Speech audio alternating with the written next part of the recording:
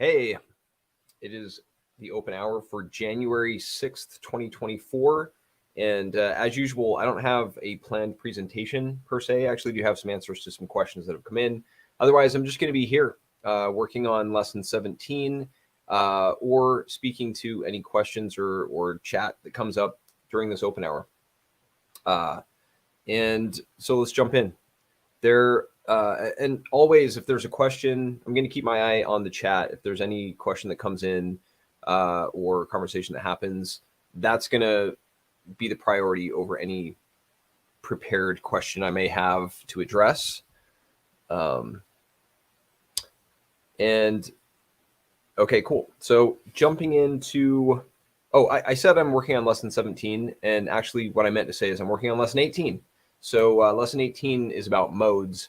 And I say this every time, but it's the case every time. Every lesson is like my new favorite. It's the best one yet, and I'm excited to be working on this one. Though there have been some questions, so I'm going to speak to some of those. Let's see if I can figure out.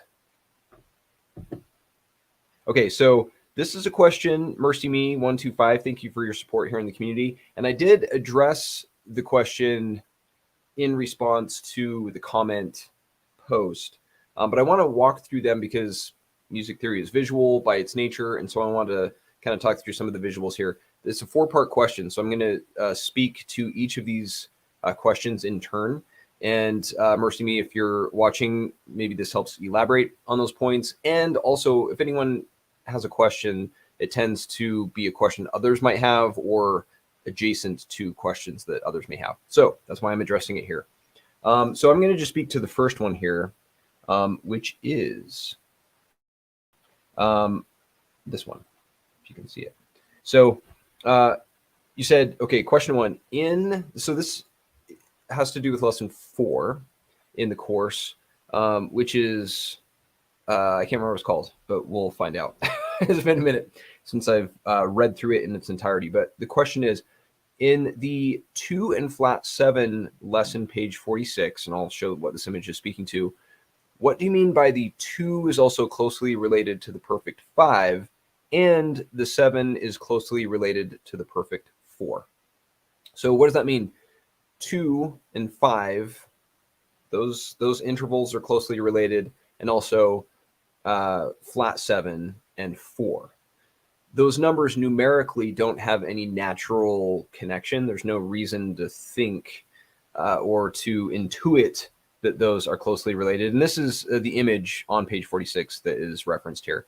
So I say here that intervals 2 and flat 7, also known as the major second and the minor seventh, are closely related. Here's the key phrase here: closely related to the perfect 5 note, 2 is, and then the minor 7 or the flat 7 is closely related to the perfect 4.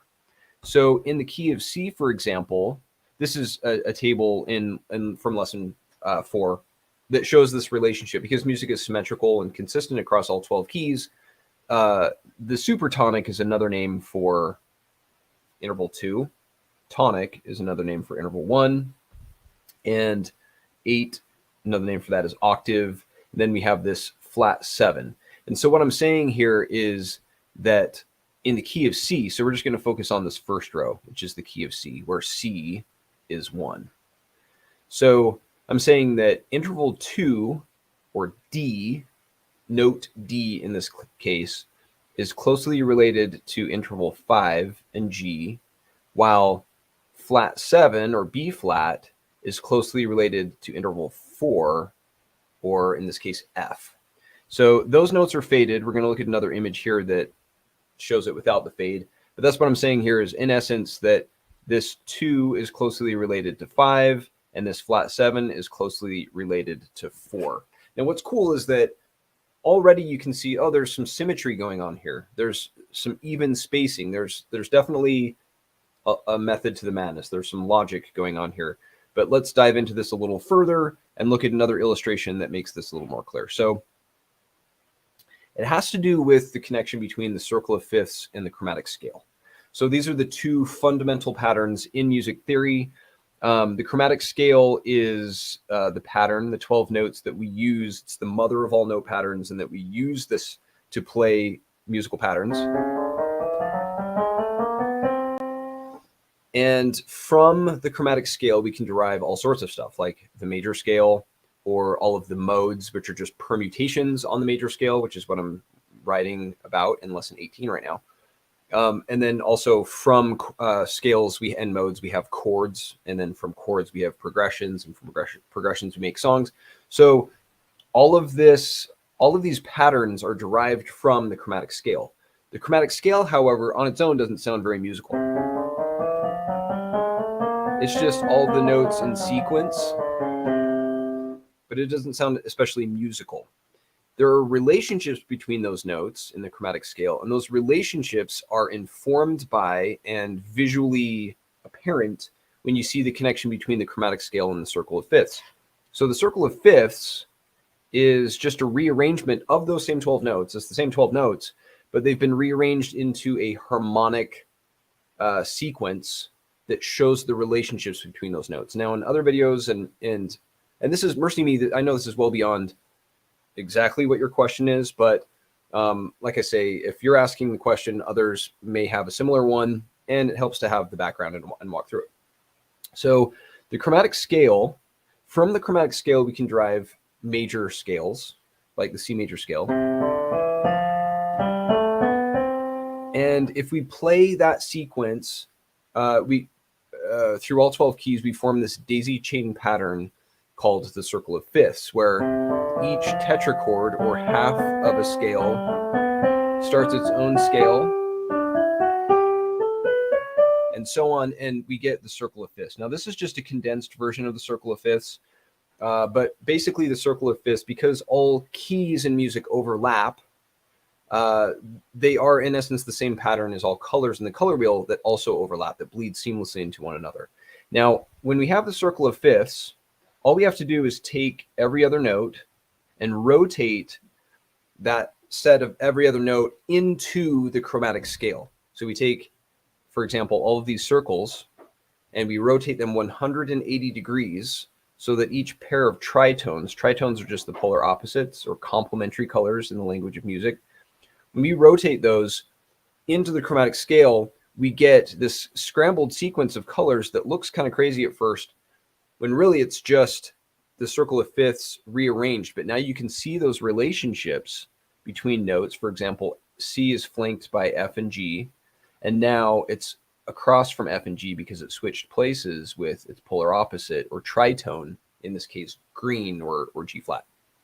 So C is between two of these circles. C is a square, and it's between two of these circles.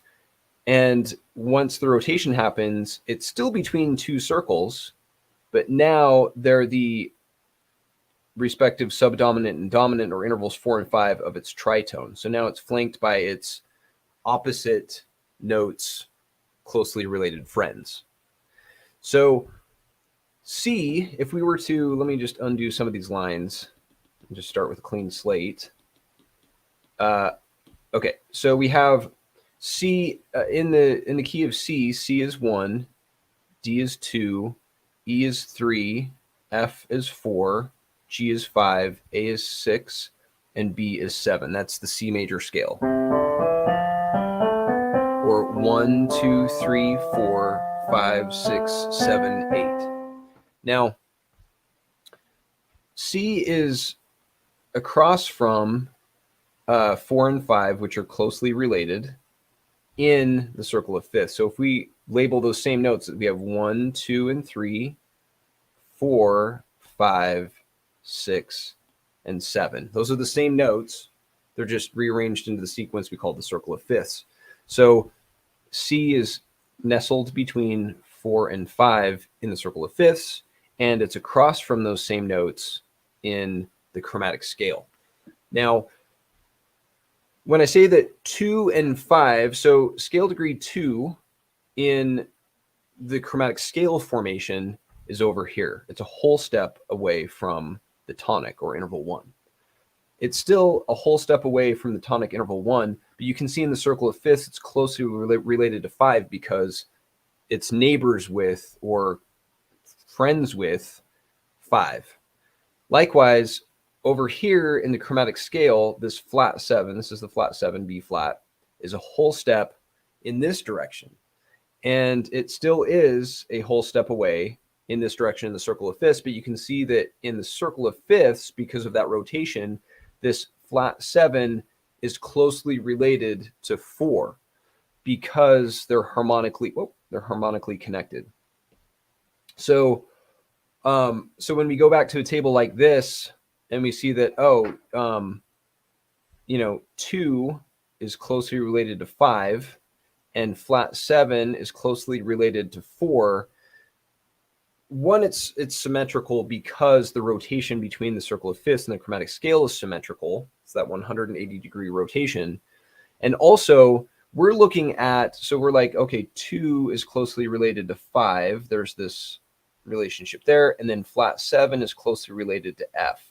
There's that relationship there. The symmetry that we're seeing in that linear format up above is this, because we're looking at the scrambled arrangement of notes. Scrambled meaning they're in the chromatic scale. They're not in their naturally harmonic formation in the circle of fifths.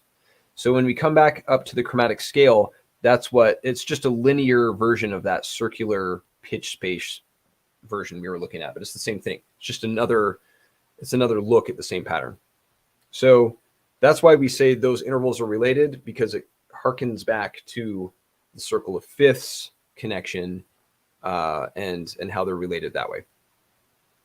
Hopefully that makes a little more sense. It is kind of interesting. It's very interesting, actually, how these patterns work, how music is inherently geometric. It's symmetrical, it's cyclical.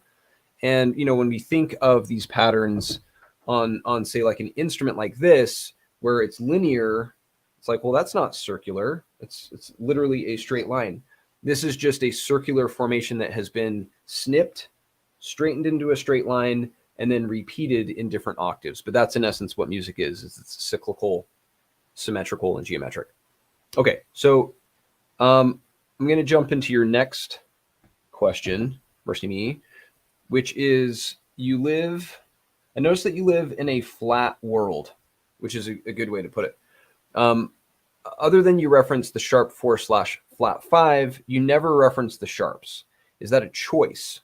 If so, wouldn't that cause confusion later, since G, D, A, E, and B certainly have them, of course, like F sharp and C sharp. So let's go back to this, for example. Now they're faded here, okay, but you can still see, just because I'm just going to reuse this image. So for example, I refer to, flat. Well, let me see if I can get rid of some of these lines. Well, I know I can, but it might just take 1 second. Lots of undos. I know I need to, there's a software out there that has a solution to not having the undos, and I'll get to that once it becomes a priority in terms of order of operations. Once I get the course out, there's going to be a lot that will be refined here. But anyway, so here, looking at the scale degrees, and there are more images in lesson 4 that it's not just this image. I just pulled this as the example. So we have 1, flat 2, 2, flat 3, 3, 4, and then I do have a sharp 4/flat 5. If you can see it, it's really faded. Can you see it on the screen there? And then 5, flat 6, 6, flat 7, and 7. So to Mercyme's point, I'm using a lot of flats. And so when it comes to, say, the key of D, where we have D is 1, E is 2, 3 is F sharp, 4 is G, 5 is A, B is 6, C sharp is 7, and D is 8. The thing is all of those scale degrees are just the integers, as it were, meaning the natural scale degrees without sharps or flats. So we're still using 1, 2, 3, 4, 5, 6, 7, 8. Now we incorporated a sharp. In this case, 3 is F sharp. We incorporated a sharp. 7 is C sharp, but we didn't use a sharp scale degree per se. We're still 1, 2, 3, 4, 5, 6, 7, 8. Now, actually, and then increasingly as we go, we have progressively more sharps. So the key of B has scale degrees 1, 2, 3, 4, 5, 6, 7, and 8. Or notes B, C sharp, there's a sharp, D sharp, E, F sharp, G sharp, A sharp, and B. So we have more and more sharp names for notes, but the scale degrees are still the same, 1, 2, 3, 4, 5, 6, 7, 8. So why am I using flat scale degrees? Because there is a difference between sharp and flat notes and sharp and flat scale degrees. And I get into the difference between the letter names for notes and the number symbols for scale degrees in the course. But the I love, so I have to, Porma, you said, and thanks for joining. It's cool to have you on. Flat world, pun intended. That is funny. So yeah, the reason that flats are used and why flats are not using flat scale degrees is not short-sighted, but actually beneficial, and we'll be so happy we've been using them all along, is because in lesson 18, which I'm working on right now, about modes are almost all using flat scale degrees, except for Lydian, which has a sharp 4. So, and I don't have an illustration for that right now. I will definitely be elaborating on this a lot. I'm totally geeking out on lesson 18 right now about modes. But in essence, the mode patterns, so we're talking Ionian, which is basically the major scale. So this is the Ionian mode, 1, 2, 3, 4, 5, 6, 7, 8. But then we get into Dorian, which has flats, then Phrygian, which has even more flats, and then we have Lydian, which has a sharp, and then Mixolydian has flats, Aeolian has flats, and Locrian has flats. So of the 7 modes, only 2 don't have flats. The major scale, or Ionian, and Lydian, which has a sharp instead of a flat. So 5 of 7 modes use flat scale degrees. So it really is beneficial to use flat scale degrees. And so, in lesson 4 in part 1 of the course, we're still quite a ways from reaping the benefit of the scale degrees that we're using here, but it'll all come into focus, become clear, and the aha of, oh man, I'm so glad I wasn't using sharps. Now on guitar, a lot of times people think in terms of sharps because it's, one, the way it's taught, and 2, it just seems like it might be intuitive. So you have, for example, let's do a low E string, and then up a fret is F, and then up a fret is F sharp, up a fret is G. And so it's easy to think of, well, sharps mean higher than. So I should think in terms of sharps because I'm rising up the fretboard. But that's a fallacy. That's actually not the proper way to think of it, because it has to do with music theory is much more than just counting frets, or in this linear, narrow perspective of just moving up, say, like a fretboard. Music is inherently cyclical and symmetrical. It has to do with the underlying patterns, symmetries, and intervals of music. And flat scale degrees are actually just the way that describe those things. Now, again, I'm not showing a diagram here, and so it's not as vivid. This answer is not as thorough as it will be, especially once lesson 18 is complete and I really dive into those things. Okay, let me jump into, and Borna, if you have any questions and want to speak to anything, I'm all for it. Like, I'll jump into that. I'm just going through some questions that have come up, but I want to prioritize the live chat. So I'll just keep going unless you want to change topics or talk about anything else.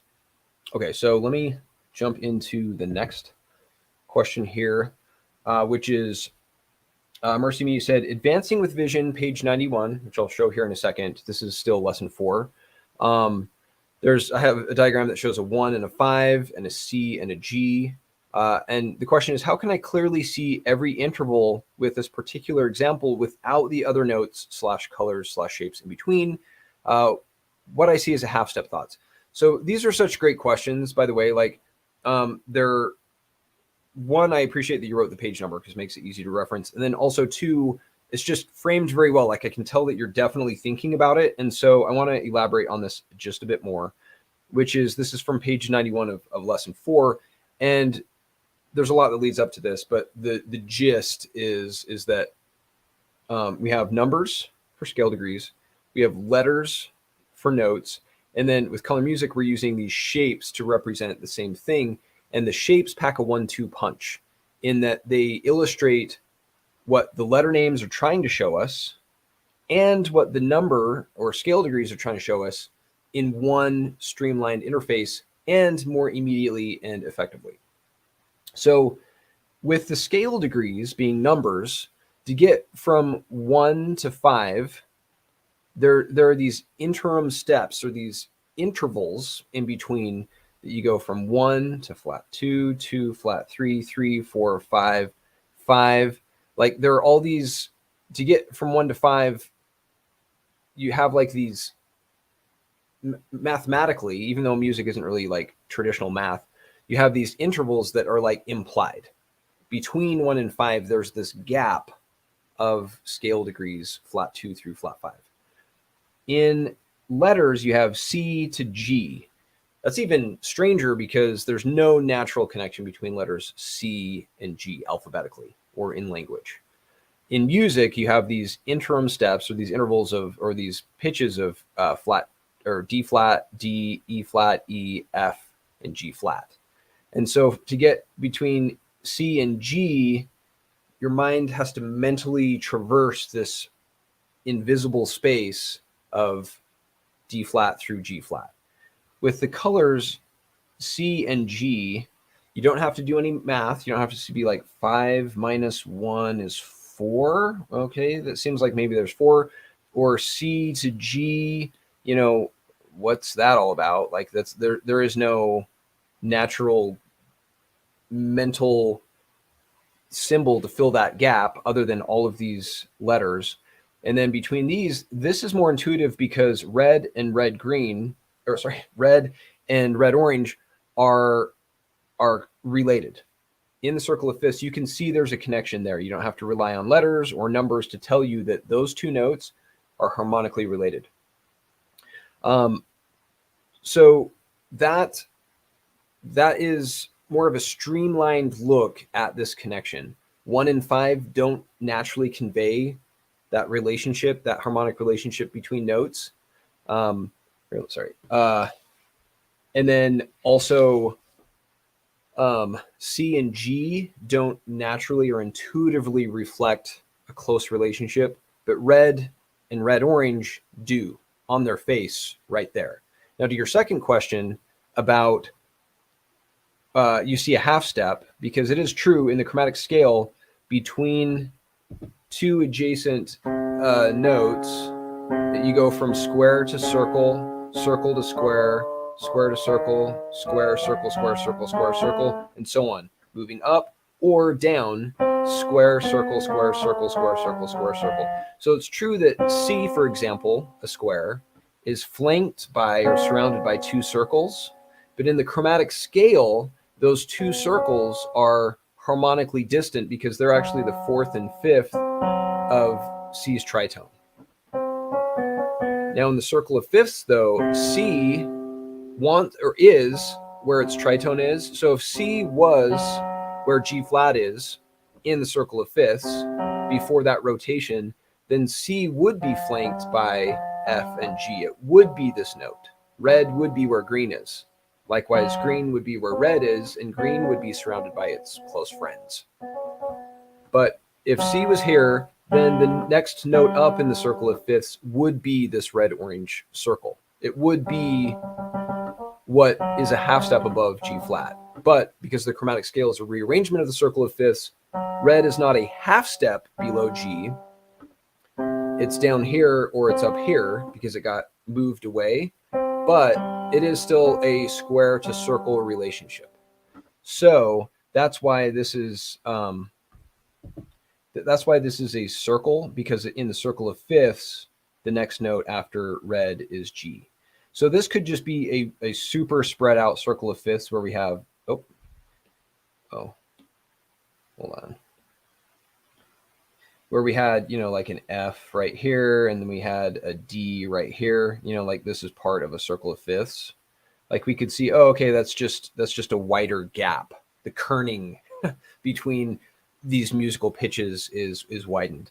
But here, if we're just looking at letters and numbers, there's a lot more mental math or mental calculation that has to go into seeing what that relationship is, because the letters and numbers are a step removed. They're not as naturally suited to illustrating these relationships, which is why music theory can be traditionally so confusing, because numbers, which were borrowed from math, are inherently linear. If you think of a number line, they're linear.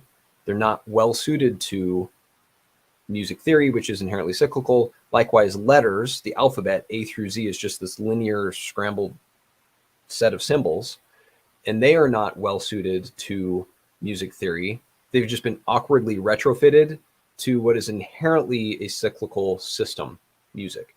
But if you just use colors, which are likewise naturally cyclical, they more intuitively illustrate the otherwise invisible patterns of sound. Okay, cool. That's cool. And if any questions come to mind, that's awesome.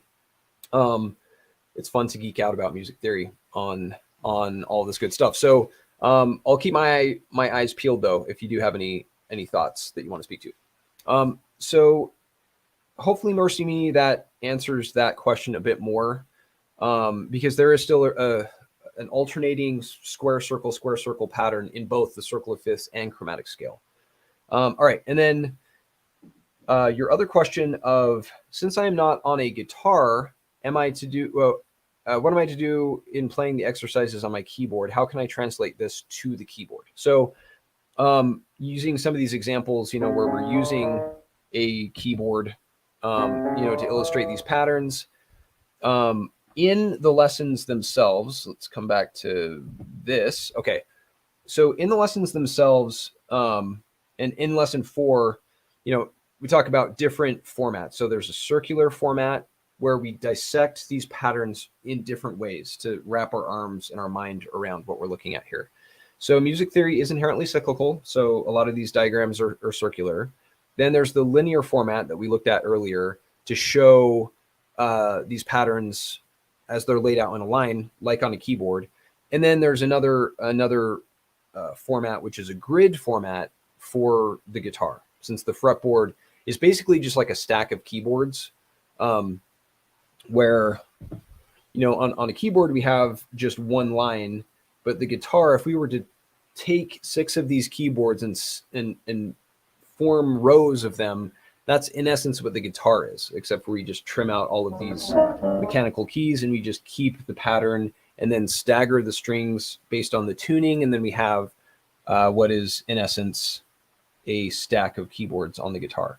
Now and the reason that we're looking at these patterns in 3 different ways, like we talked about in lesson 4, is that it's helpful to see things from multiple perspectives, which Leonardo da Vinci did with his dissections of human bodies. Like when he was trying to understand and dissect anatomy in order to create better art, he wanted to know not just what the human body looked like on the surface. He wanted to understand the muscles, the tendons, the sinews, the blood vessels, the bone structure, like all of that, to really understand beyond the surface what the structural makeup was of an object that he would either sculpt.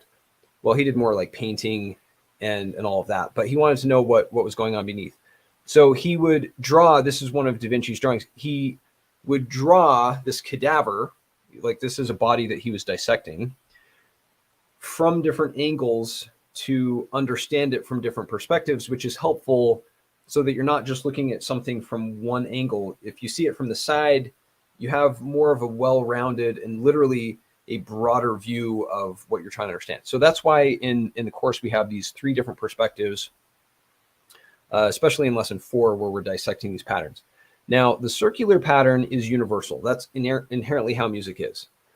The grid pattern is specific to the guitar because that's how the notes are laid out on the fretboard. This linear pattern, to answer your question about how to apply it to the keyboard, is actually more conducive to the piano.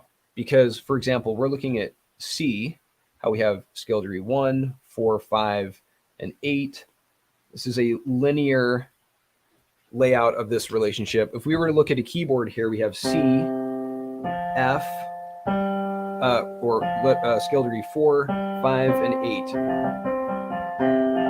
So this is, in essence, what this table is showing us is basically you could, instead of calling this linear, we could just call this keyboard. So a lot of the diagrams in the course, in the music theory course, are actually arguably better suited to the piano keyboard because they're just like directly shown in a linear format. Though the course does have guitar in the name because we eventually get into guitar patterns on the fretboard, guitar chords, and all of that. But the same theory applies because it's all inherently circular. And a lot of these diagrams are applied to the keyboard. Now, in the library, there are different playlists where, you know, some of it is piano, and there are some resources specifically to playing like chords on the piano, and different patterns. But I will say the course itself is well suited to the piano. Now, I'll eventually be creating a course that is for the piano, stripping out the guitar stuff so it's just like more directly for the piano. But as it is right now, arguably 80% of the diagrams are already conducive to piano. So long answer to a short question.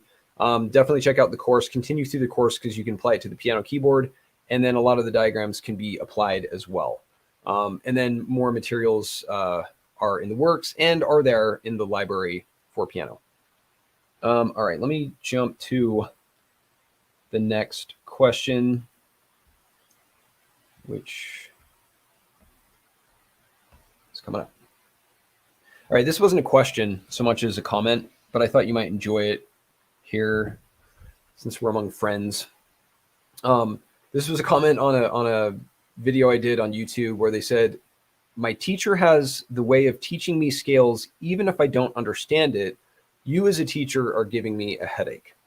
So, you know, to be fair to this person, most traditional music is described in like we're just looking at counterintuitive ways, using letters and numbers or black dots for tablature or finger diagrams or traditional notation, which are confusing. And so to even dream of understanding music theory seems like it's beyond reach or out of reach. So understandably, to be fair, what I'm showing could seem like a headache if that's what you're used to, because it's such a paradigm shift to be able to actually see sound, which is what music theory means by definition. But this part did make me smile, and I want to share with you. So my teacher has a way of teaching me scales even if I don't understand it. So if I was that person's teacher, I would be like, ixnay on the icherte, because it's highlighting the fact that there is not an understanding, literally not an understanding, which is not teaching. It's not learning. It's just a transference of mechanical movement. And we're not automatons. We're embracing our humanity here. We're curious about music theory, and that's why we're here. That's why we're geeking out about music theory. So if it does seem like a headache, you know, consider why it's so confusing, and consider why your teacher is I would assume paying your teacher to not understand something. It seems like that is not a good deal going on. So anyway, kind of made me smile. Had to speak to that. So, all right, another one is, okay, so this was a video live stream that was about the circle of fifths, and the question is, where can I buy that circle map? So, Willem, if you're in the community here and you see this video, then I'll walk through the answer. But like I say, sometimes when people ask questions, others have the same question. So the answer is that you can get that in the shop. So if you haven't checked it out yet, if you go to mycolormusic.com, where the library, all these library materials are, there's this shop button in the upper right. And then there is there's the map. So the chord map is, designed to, oh, wrong one. Chord map is designed to help you navigate harmonic space, moving between not only just the chords of a single key, but borrowing chords, doing modal mixture, and navigating harmonic space with ease. So definitely check it out if you're interested in really understanding how music works and songwriting, because that's what it's about. All right, so all right, Porna, you said translating the color music shouldn't be a challenge. I started out in keyboard and shifted to guitar and encountered little to no challenge. That's great feedback. That's good to know. So, so you started out in keyboard. That's interesting. So you started on with this linear format, and then shifted to guitar, which I actually think is a good idea, a good way to go about it. And I'm glad to hear that there was little challenge. That inherently having a linear format instead of this grid format of like the fretboard just makes sense. That starting with a linear format, there's less to factor in because it's just left or right. I'm just playing notes left or right. So, moving this way instead of on a guitar fretboard, you have more than just the x-axis. If we were to think of it as a Cartesian coordinate system, which I get into in lesson 16 of part 5, the x-axis of a piano is just relatively to your pun, Porna, about living in a flat world, or a flat world, is that it's one dimensional in that you're just moving left or right. And then when you apply the y-axis of the guitar fretboard, where you're incorporating more strings, now you're moving within a matrix of 2 dimensions instead of 1 dimension, because you have multiple directions, more directions to move in. And so if your goal is ultimately to play the guitar, then piano may be a great way to jump into it, because it's all patterns. Music is patterns. And so if you start out with a less daunting or just logistically easier format than jumping into the guitar, I'm just riffing on your point, which was very clear and more succinct than what I'm saying. But because color music is universal, those cyclical patterns of music theory apply to every instrument. And I've touched on it a bit in some of the posts here about the application to ukulele or banjo or the xylophone. And I keep saying, and I've said it for quite a while, that I need to post the diagrams of the other instruments. And I have some, I think in the library, I have like the diagrams for some of the instruments. And then I've just gotten pulled in other directions, but I do have other diagrams for, the glockenspiel and the trumpet even, and all of these other instruments that are all based on, that's the beauty of music theory, is that they're all based on the same underlying patterns. It's just 12 notes. But there's a lot that you can do with 12 notes, which is amazing, that so many permutations and combinations yield such amazing music. It's amazing how efficient and beautiful all of this is. I'm glad to hear that. That's cool. And it's cool to hear how you've progressed, or how you started out with keyboard and then went into guitar. That's awesome. All right, let me jump to something here. Did I delete the question? Might have deleted the question. Hold on. Oh, it should be here. Oh, there we go. Okay. Okay, so JT34, and I know I answered this question, but I've actually had this question a couple of times on the different beginner books in the library. So the question is, the PDF says to play along with the recording, but where can I find it? Do you have a link for it? So the recording is the question. So this question was on the Guitar for Beginners. Here's an image of what it looks like. There's one for left-handers as well. because it's just the mirror image. Left-handed player is just the mirror image of a right-hand player.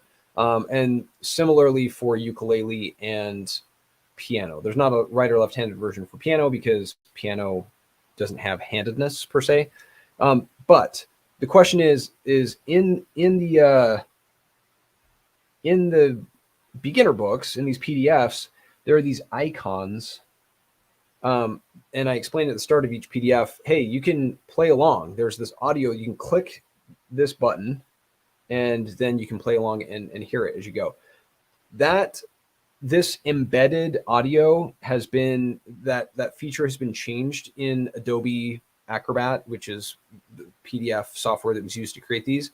So at the bottom of each post, and as I'm thinking about it, I should just add this to the actual post description rather than in the comments. So I'll do that. But there's a link. I've included a hyperlink. This represents a link. And it just goes to basically a zip file for all of the audio, because like I say, the embedded feature is not in the PDF. Now it's just zip files that I have for each of those beginner PDFs. Now, something to keep in mind is you can see here, it's color notation. I don't get into music theory in the beginner books. So like I say, piano, guitar, and ukulele, these beginner books are meant just to get you up and running, playing the instrument if you've never really played it before, or just kind of get a feel for, navigating, the strings, the frets, or the keys, depending on the instrument. So these, I actually held off on even posting these because I created these a while back, just to kind of as a primer for theory, without explaining theory in these PDFs. But I think they are helpful, and it's cool, JT34, that you're jumping into that. So I guess I'm speaking more to those who are here for theory, that this for beginners is literally just to play songs, play melodies, play chords, get a feel for the instrument.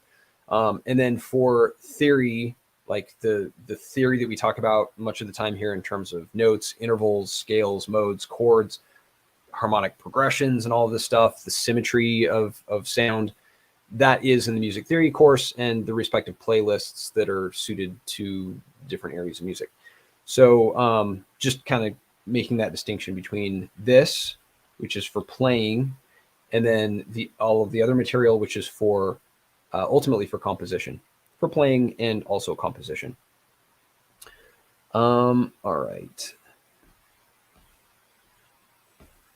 See, there was another question. Right here. So Haley, if I'm saying your name correctly, you said, I came across your videos, really enjoyed the way you visualize music in a way that you understand, which is awesome. That's the whole key to this, is to understand. Music is so universally, like, it's this language that we just are naturally fluent in with our ears. But then when we open our eyes and look at theory traditionally through traditional notation or tablature, diagrams, all of that, it then seems like this foreign language, which is more than a buzzkill. It's an existential crisis in terms of, wait a sec, I love music. I wanted to like leap into its arms, and now I feel like I don't know what I'm looking at or where I am. So that's a sidebar. So let me get back to the comment here. So came across your videos, they make sense. I was watching the video about scales. However, now I'm wondering, how do I put theory into practice? And if you have a course that shows how to do this, is this something in the community hub? So yes. And so definitely check out the music theory course. Oh, wrong one. So this music theory course is like, it starts with lesson 0, making your own music. And I called it lesson 0 because it's like important stuff. It's more of like the preamble. It's before we get into how to see sound in lesson 1, but the making your own music, the why of music theory, wanted to start there.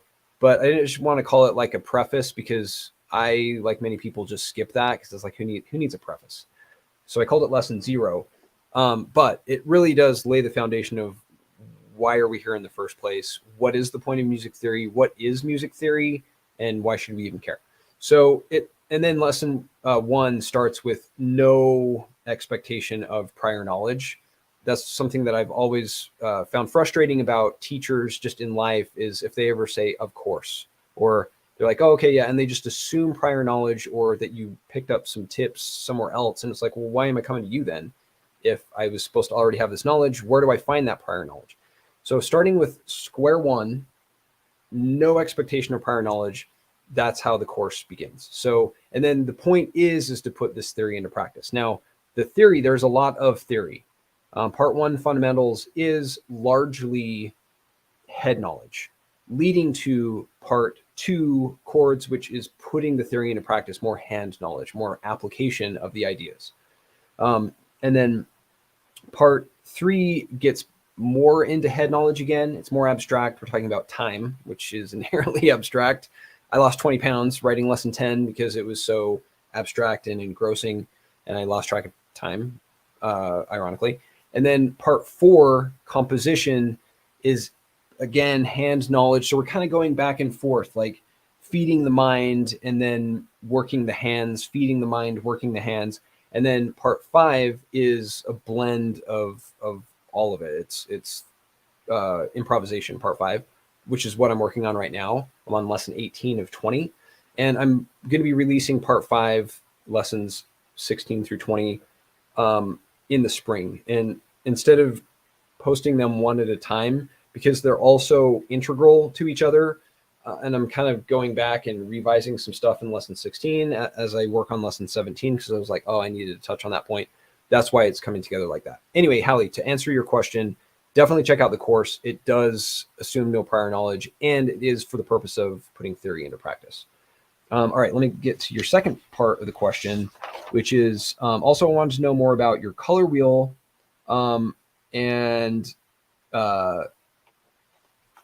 So the gist is that you're in another country than I am, and so wanting to have shipping that is reliable, and how to get it to you.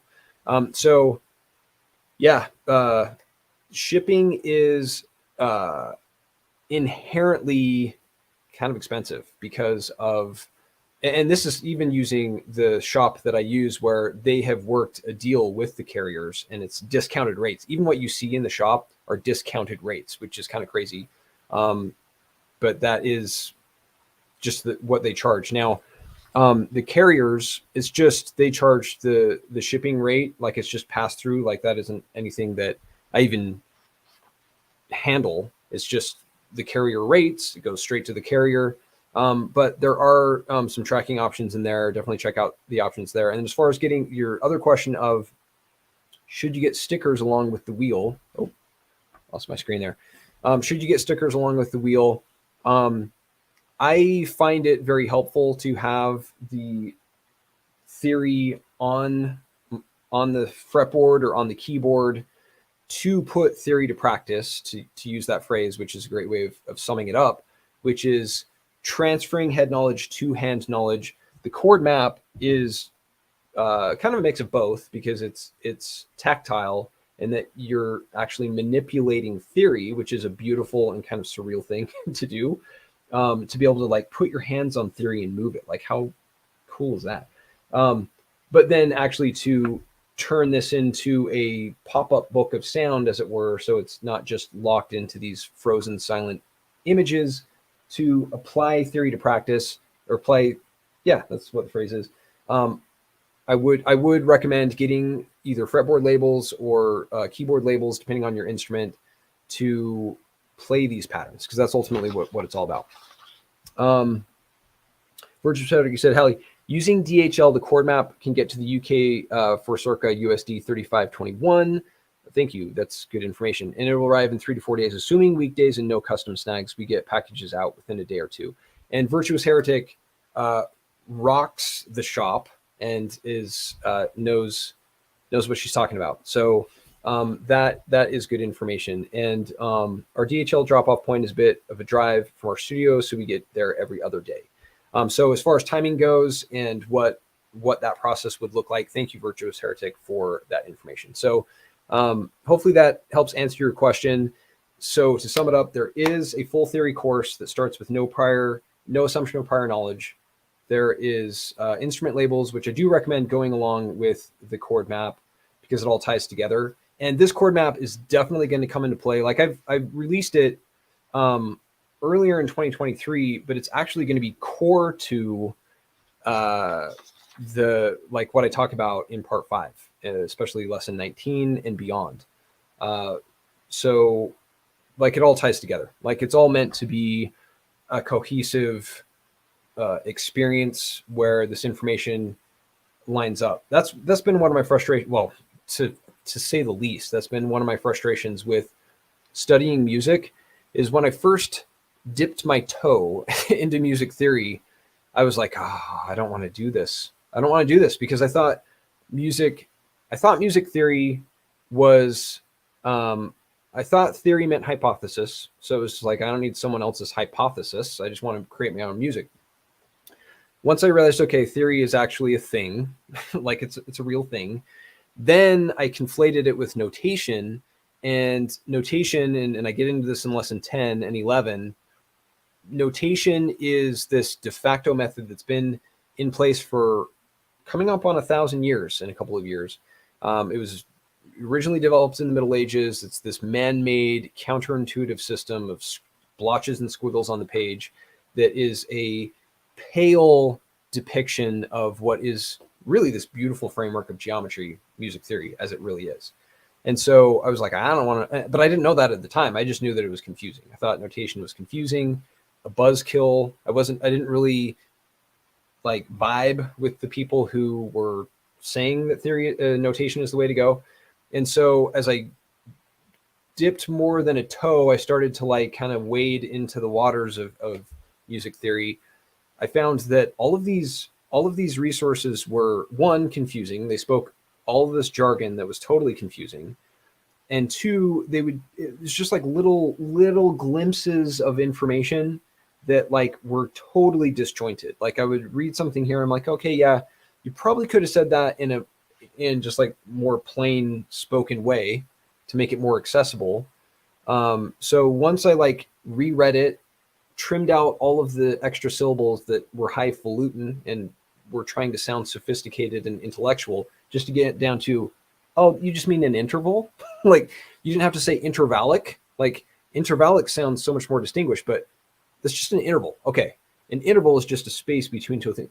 So it was like just wading through the muck of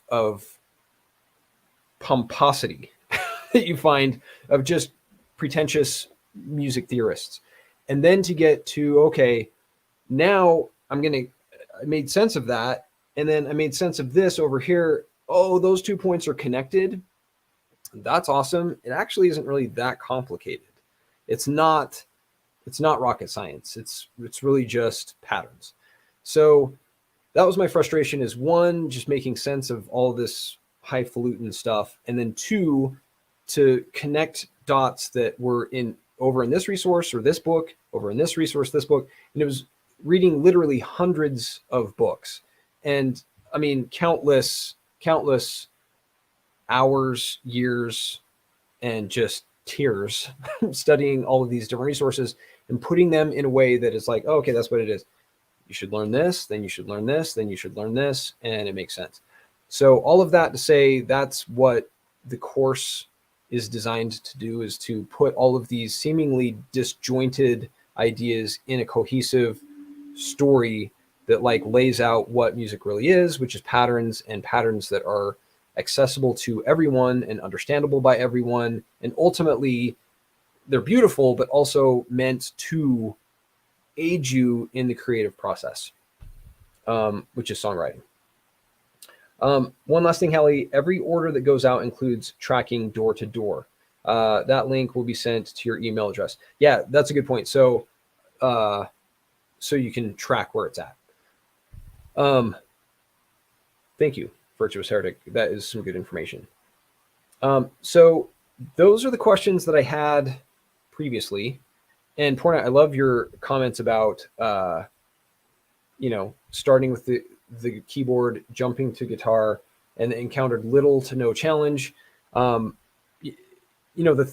patterns themselves are intricate and beautiful on the keyboard, and it's the same patterns on the guitar. But taking it, the idea is taking it one piece at a time, adding layer by layer.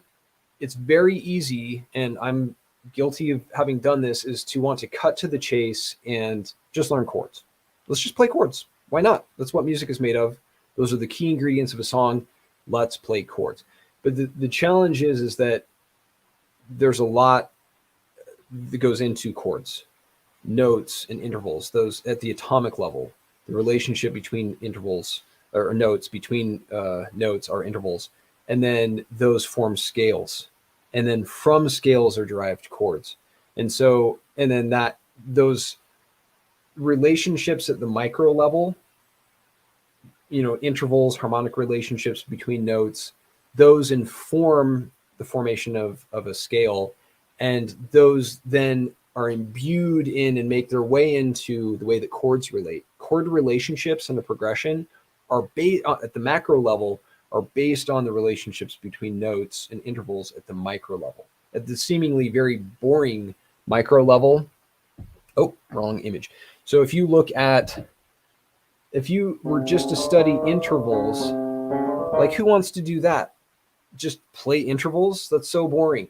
But the thing is that it's actually empowering, because once you understand things at that level, those are what power the engine of music, those relationships at the micro level. And that's what part one of the course is about, is getting at those relationships at the atomic granular level. And it's like I say, it's tempting to just jump into chords, which is what part two is about.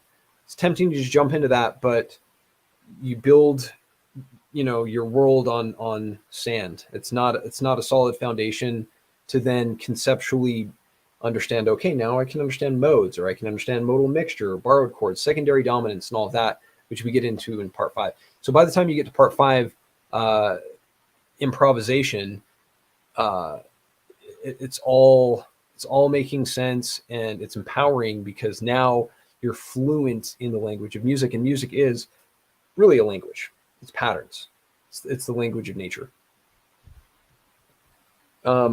I could geek out about this stuff all day, but we are coming up on the hour. So I want to speak to, if there's any other comments or chat you want to do before I log off and log into the process of continuing on with lesson 18. Modes. I used to think, and I'm just gonna geek out here talking about modes. But like I say, if you want to speak to anything, I'm happy to. Modes are awesome. I used to poo-poo modes. I used to think that modes were just reserved for a very niche area of music. I thought it was the realm of jazz musicians and nerds who didn't know how to just work with what they got with the major scale. But modes are actually awesome. And once you know what modes are and how they permeate everything in music, like you'll hear modes all the time. And once you can hear modes, recognize modes, and work with modes, play modes, create songs with modes, it's awesome. I'm so excited about lesson 18. Totally agree. Every guitar course I pick up starts with chords. That's super interesting. Yeah. It's like if you were a botanist, and you were, or an arborist, and you were studying trees, and you're like, okay, this is a tree, but then you don't understand how photosynthesis works, or how the bark protects the trunk, or how roots work, below the surface, and understand things at a more granular level, then what kind of an arborist are you? Like, if you can only see trees. And I guess there's the phrase, you can't see the forest for the trees, because you're only looking so close at the trees. But actually, you should look closer, get out the microscope and look at the tree to really understand how it works at a micro level. And then you can see the forest, because you understand how the forest operates. There's actually really interesting like fractal patterns in the formation of forests that have to do with the way that the trees work at a micro level. So yeah, that's a good point. Is every course starts with chords. That's it. It's tempting. It's tempting because it's like, I think the assumption is, rightly so, that people have little patience, or it's just they want quick results. The trouble is that those quick results, it's like the tortoise and the hare, right? The Aesop's fable is that if you actually just take a little more time, just a little more time to understand how things work at a more basic level, that that investment of understanding pays dividends forever. Instead of just trying to cut to the chase and just, I want quick results, you actually end up slowing yourself down. It's the hard, easy route instead of easy, hard. Easy, quick results, long, hard slog for a lifetime of never understanding music theory. A little bit harder, and it's not really that hard. That's the thing, is once you understand it's just geometric patterns, it's just more intention rather than difficulty, then it's easy after that. I'm so excited for part 5 to be coming out and to be working on it. And there's a lot there to be sharing. So I'm excited. Well, thank you, Porno, for being on. Thank you, Virtuous Heretic, for your clarification on the shipping and for just geeking out with me here about music theory. So I'm going to jump into lesson 18. I hope you have a great rest of your day, and we will be doing this again very soon. So have a good one. We'll see ya.